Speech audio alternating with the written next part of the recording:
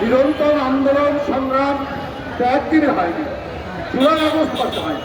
July August মাসে এটা পরিণতি লাভ করেছে, কিন্তু শুরু হয়েছে তো একেবারে 2007 সাল থেকে, বৈরুদ্দিন ফখরুদ্দিনের সময় থেকে।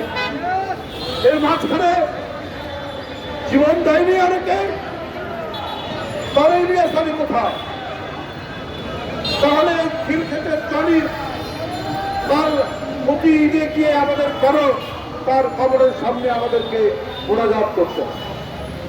2-3টা নাম বললাম, চৌধুরী আলম, আপনার সাইফুল ইসলাম হিরু, আরো কত।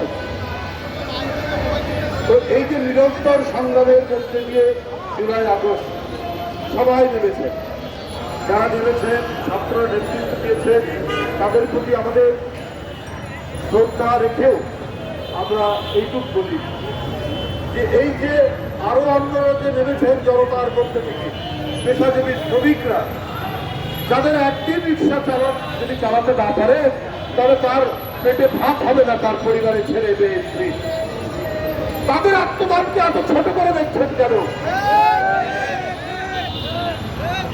সেইটার জন্য তো কর্তব্য ছিল আরো বেশি।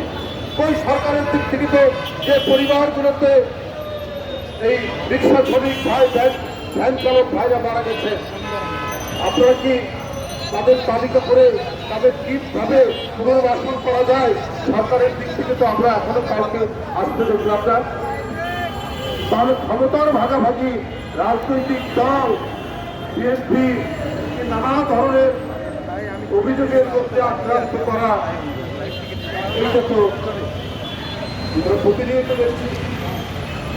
আমাদের ইসলামের ছাত্র সংগঠন ছাত্রদলকে বলে যে আমরা ছাত্রদলের মধ্যে নিষিদ্ধ ছাত্রলীগের প্রতিচ্ছবি দিচ্ছি। ভাই, কে কখন নিষিদ্ধ হয় আমরা জানি না।